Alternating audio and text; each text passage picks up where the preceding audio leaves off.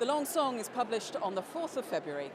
More from Celtic Connections now. The latest production by the National Theatre of Scotland, Long Gone Lonesome, is celebrating the life of Thomas Fraser, a fisherman from Shetlands who led a double life as one of Scotland's unsung musical heroes. Playwright and musician Duncan MacLean is telling his tale through a playful and emotional performance of storytelling and song. Way down in my heart, dear, the weary blues begin to creep. Thomas Fraser, fisherman, crofter and improbably talented country bluesman. He only found fame 25 years after his death, when the first album of his recordings was released and his ability was recognised by the Nashville Country Music Hall of Fame. Now, the National Theatre of Scotland have transformed Fraser's remarkable story into a play. Back in November, it found its way to the place he called home, the remote island of Burra in Shetland. Melancholy blue.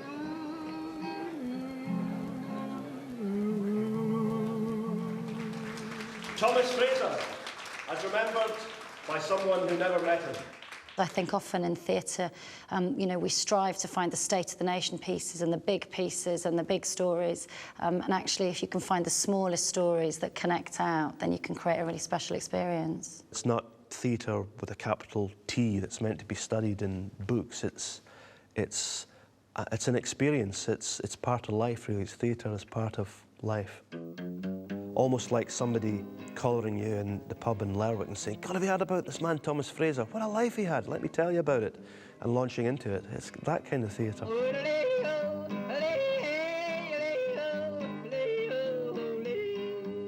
He was a dramatic, forceful, passionate performer who sang from the heart and won the hearts of his listeners. How do we know this? Because in 1953, electricity arrived in Burra.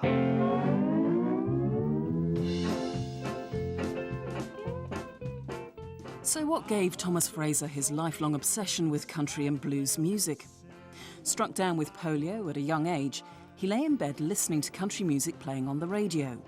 He heard his family and neighbours play traditional fiddle reels, and he got hooked on the Jimmy Rogers records his uncle in the Merchant Navy brought back across the Atlantic.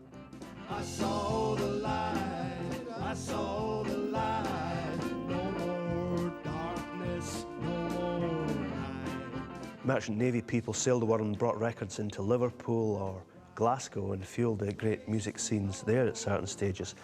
Merchant Navy folk took 78 records back to Shetland back in the 1930s, and so exposed people here to American music a lot earlier than most parts of Britain. I'm packing my grip for a farewell trip. I'll soon be on my way. Thomas followed his musical heroes to the guitar, but he was a reluctant public performer who preferred to stay at home recording the country songs he loved on the latest technology, his reel-to-reel tape machine. After his death in '78, his reels were forgotten until 2002, when Thomas's grandson Carl took the trouble to listen to them. I couldn't believe it, really. I'd heard all these old blues people before, obviously, but here was something like that in my own family. It was a really strange experience, exciting experience. You know, he was a man who was incredibly talented as a musician and dedicated as a musical artist to what he was doing, but he didn't seek any publicity for himself at all. Thomas was different. He was driven, he was creative, he was playful in a way that was almost childlike. Not the norm for your average tough Burra man at all. But in the morning, there were still creels to be baited, fences to be mended, sheep to be sheared, all the 1,001 jobs in the croft that kept Thomas and Phyllis busy, just to keep the family fed. His friends and family obviously knew that he played and sang. They would quite often send a reel-to-reel tape by post to him with a recorded message or a note on it saying, I wonder if you would record such and such hit.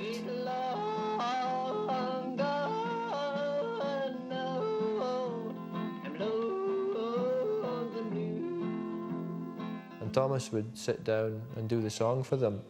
But because it was they'd sent a whole reel, he would think, well, he might as well not waste the tape. He would basically go about recording music over the whole side.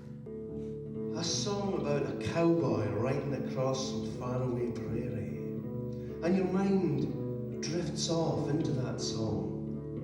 And in your daydreams, you're following the cowboy as he's rounding up his cattle. Soon, the distant ranches and the Rocky Mountains are just as real to you as the Vaux and Peat Hills outside your croft. Ride, cowboy. Something that I've been discovering since I've been in Scotland is this link between, you know, fiddle, traditional music, kind of southern music in America, the sort of blues as a sort of working music as well that came out, and then the obsession with cowboys and the whole thing. You know, there are many books to be written on the subject. No place to call my home. It's strange about the music. Country music does seem to have there's a strong hold of country music in Shetland and places like the Faroe Islands and Western Scotland. I think it's something to do with the songs. I mean, a lot of the songs describe a hard-working life, difficult conditions, and I think that's very close to what folk are like here. These were the songs that were telling of everyday life, with work and disappointment and struggle and heartache and the consolations of love or having a good drink now and then.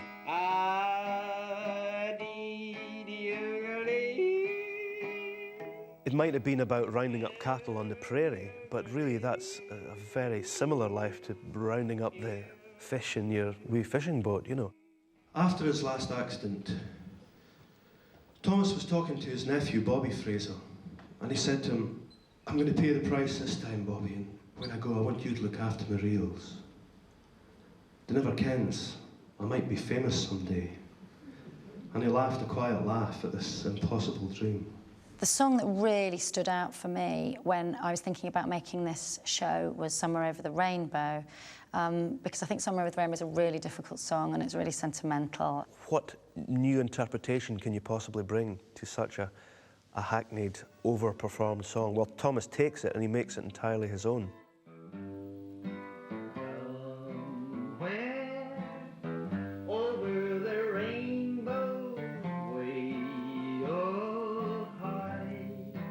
He makes you hear what the song is really about. When you're listening to it, you don't hear Judy Garland or think of the yellow brick road. You know, you think of Thomas sitting on his croft up here in Shetland. We're both men like lemon drops away above the chimney tops.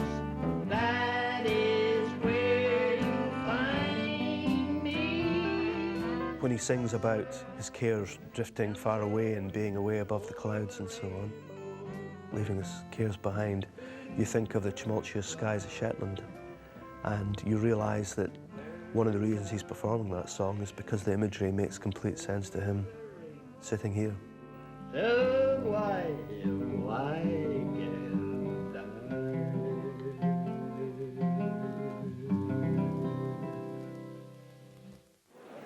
There's still time to catch Long Gone Lonesome at the Tron Theatre in Glasgow tomorrow night.